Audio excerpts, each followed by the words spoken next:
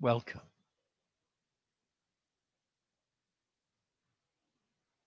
I'm so glad our family is together once again. Your true spiritual family.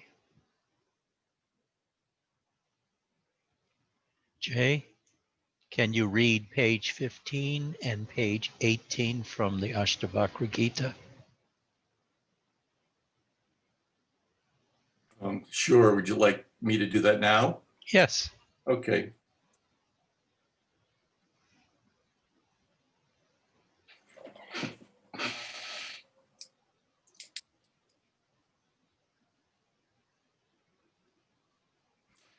Okay, this is page 15.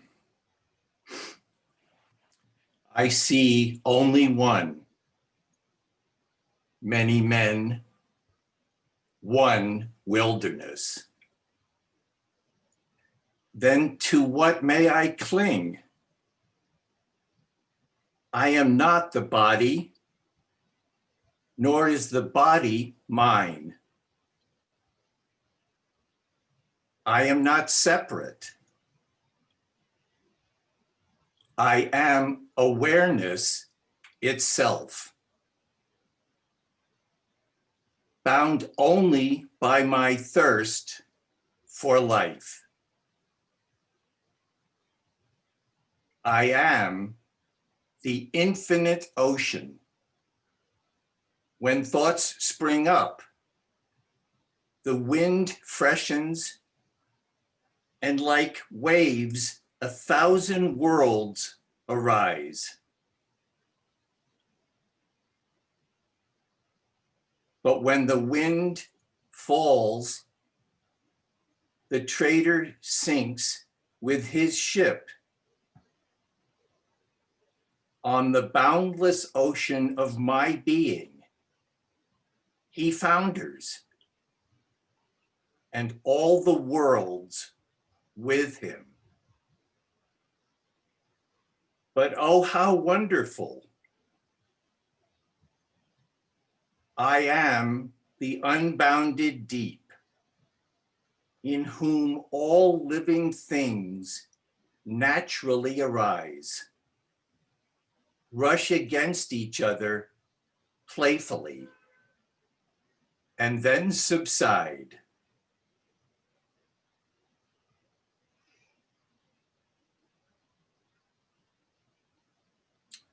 This is entitled The True Seeker. The wise man knows the self, and he plays the game of life. But the fool lives in the world like a beast of burden. The true seeker feels no elation, even that exalted state which Indra and all the gods unhappily long for. He understands the nature of things. His heart is not smudged by right or wrong, as the sky is not smudged by smoke. He is pure of heart. He knows the whole world is only the self. So who can stop him from doing as he wishes?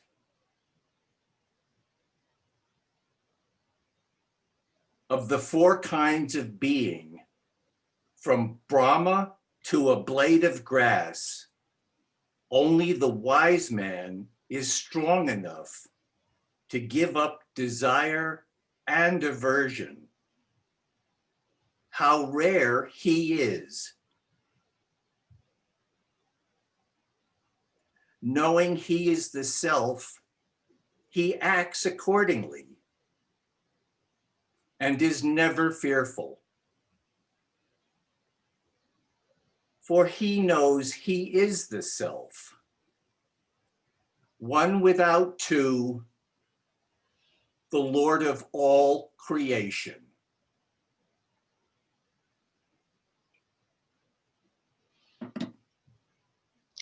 Now we hear from Ian, who reads 4 quatrains from chapter 26 of the Ribu Gita.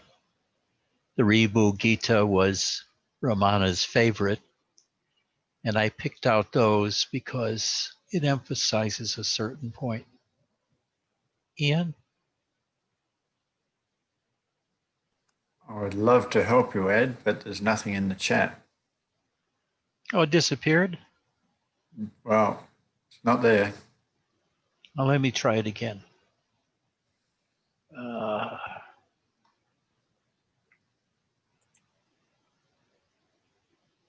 I see it.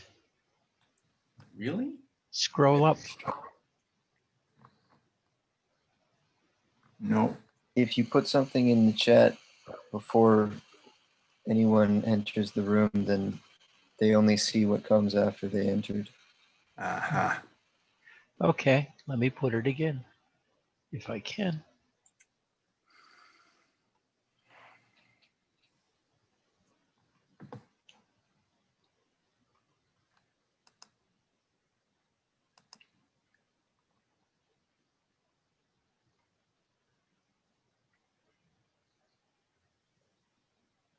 Okay. Okay. Pure and impure thoughts are a feature of the mind. There are no wandering thoughts in the Supreme Being. Therefore, abide as that, and free from the pure and impure thoughts of the mind, remain still like a stone or a log of wood. You'll then be always happy. By constantly thinking of the undifferentiated Supreme Being and forgetting thereby all thoughts, including the thought of the Supreme Being, you'll become the all-comprehensive Supreme Being. Even a great sinner who hears and understands this teaching will get rid of all of his sins and become the undifferentiated Supreme Being. The endless textbooks of spiritual instruction have already prescribed meditation for attaining purity of mind.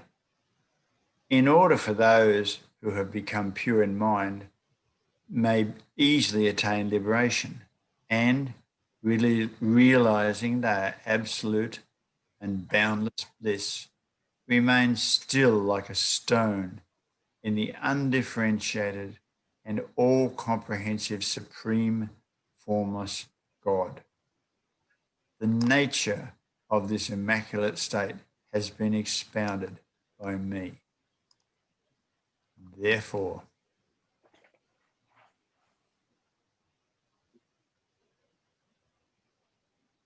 that's it.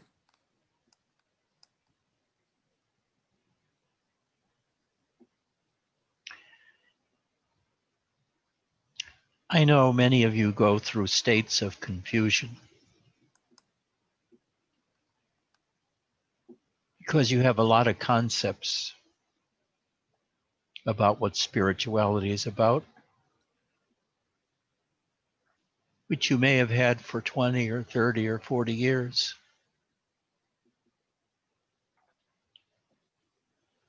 But getting rid of these hidden concepts that you have causes confusion because there are conflicting concepts inside of you.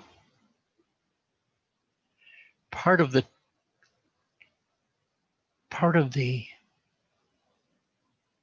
efficacy of listening to the words Ramana chose or the Ashtavakra Gita is that a lot of times they use too many words. And they still use words like Brahman or Ishvara or Shakti, which takes away from the utter truthfulness of the expression by introducing a foreign definition which does not seem real to you. So few speak plainly about their internal states, and they use exaggerated terms which throws us off because we think there's more there than is really being conveyed.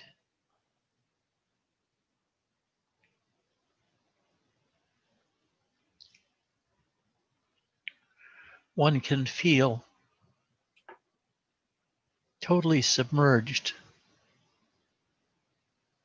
into the self. It's like being in a swimming pool of you.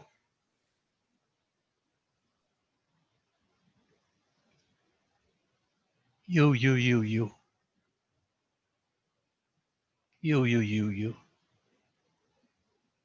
Everything is you. And from your own point of view, everything is me. Everything is me. Everything in my existential world, everything I see, hear, taste, and touch, all objects, all colors, all processes are occurring within me. Now, I know to many of you that sounds like a concept, but to me, it's my everyday experience. And when you can sink into that state where you're unified with everything, and not only that, you own everything because everything is you, you are in the self. And the feelings that you feel are so sublime, it's hard to say what they are, but it's like every limitation you've ever regarded that is you is gone. You are now one with the infinite. By the infinite, I mean everything. If you close your eyes and try to grasp the totality of everything you experience right now within you, the feeling of your body, your skin touching the chair, the sounds you hear outside, the feeling of your room, the aura it has, every thought, every movement that you detect going on around you. If you're very still, you find it's in you. You are the container and the contained. You are the emptiness and the objects contained within emptiness. It's a state so exalted, it's hard to talk about because it feels so wonderful.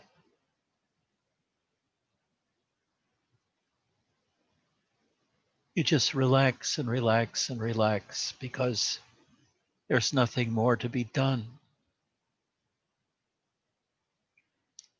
Everything of doing is inside of you and is being done without you taking care of it at all. It's unfolding, and yet it's unfolding within you and around you everywhere. And by around you, I mean around your body, but still in you.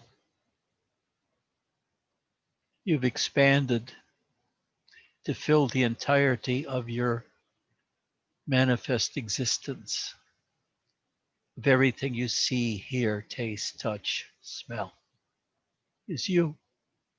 Every thought is you. Every concept is you. And getting to that place means getting rid of all concepts one at a time, or sometimes whole blocks of them fall away at once. And this is where the confusion is, because your everyday world that you live in is collapsing so that you can live in a bigger world of totality. I read you those things, or had them read to you. They weren't simple enough. They tend to use grandiose talking and speaking. But that's because they're trying to give you a feeling, an intimation of what it feels like, which is spectacular. So they use rosier words or expanded verbiage, but it's really just so simple.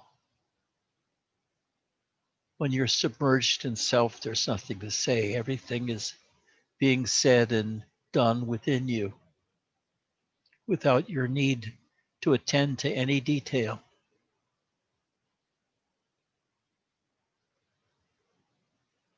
You are God. You are everything. You are the world. You are the energies underlying the world. And you are the life force underlying the concepts and everything else. The life force you feel throughout you, like a tree with 1,000 branches and 1,000 roots spread out inside of your body, with currents going everywhere of life, life, life. You love life. You love your own life. And you see your own life, you feel your own life in all those around you. Not only people, but animals, trees, even the dirt is alive with light, life.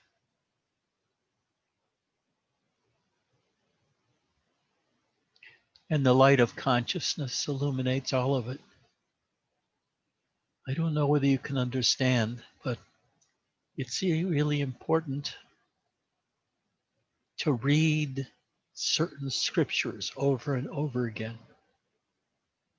The Ashtanga Gita I've probably read 800 times or more, because I read it at Robert's satsangs. I read it to myself. I always use the Byram translation because I like the poetry more, but some of the other translations are simpler.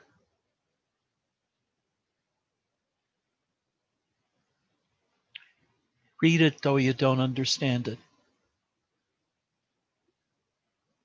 Just read it over and over and over again. The same with parts of the Ribhu Gita, chapter 26. All of them are on my website, wearesentience.com, under resources. But it helps to get the books themselves. It's tangible. You can take it with you into the woods or into some quiet place and read it.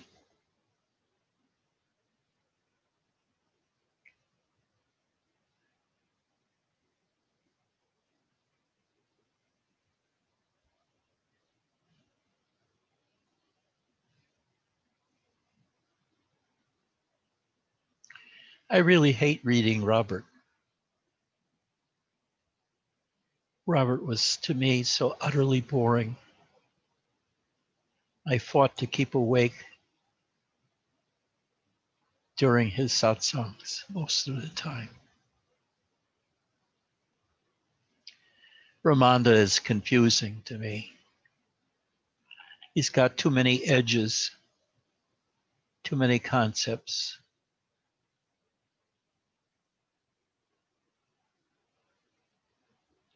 Nisargadatta to me was the clearest of them all. And he also takes you to the same place. But it seems to me he takes you there more cleanly and clearly.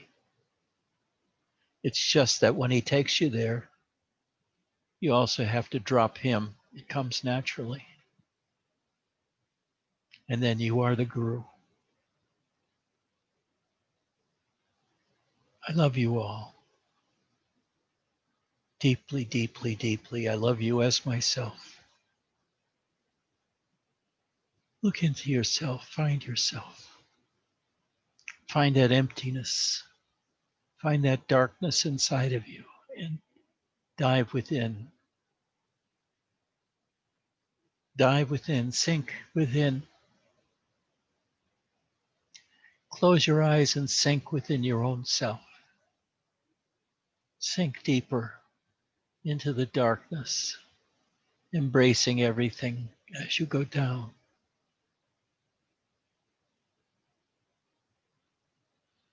But do it without a lot of effort or attention. Just do it. Sink. Relax. Relax into yourself, your infinite self. The life force is everywhere. Consciousness is everywhere. And if you can, start investigating consciousness itself instead of the objects within consciousness. Note how the objects in consciousness are also you. The entire field of consciousness can be embraced by you by expanding into it. Just like Robert expanded into the infinite space in his experience when he was 14. You can do that first by imagination. And then when your mind clears and you become more and more silent, you can do it experientially. After you get used to it, you can feel it all the time within you and around you everywhere. And then you can say, I am nothing but light, infinite light. Or you can say, I am life. I am life everywhere, infinite life. Or you can say, I am sentience, awareness. Everywhere, throughout all things is me. There feels like nothing is apart from you. Everything is in you, as you. There's no other.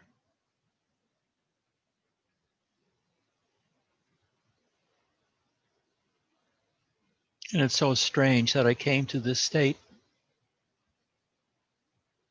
not only because of Robert's repetition, but by loving another with deep devotion and surrendering of myself to her. It got me used to getting rid of myself, my human self, my body identity, and instead identifying with the totality of consciousness. And it wasn't an easy process. It wasn't a short process, but it definitely wasn't painful at all. It was just an unfolding with states of confusion and ever-changing understanding as concepts fell away and my experience became primary.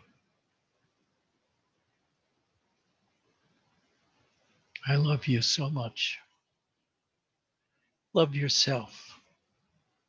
Feel yourself. Worship yourself, even if you don't know what the self is. But go inside into your inner world. Look around. Stay there. Listen to chanting. Listen to Krishna Das or Muktananda style chanting, the call and response. and devote yourself to yourself. You're in search of yourself, and it's the self searching for itself. So you'll find yourself, but not as long as you look for an object. You have to sink into yourself, sink into the darkness and the openness and the warmth of your own self.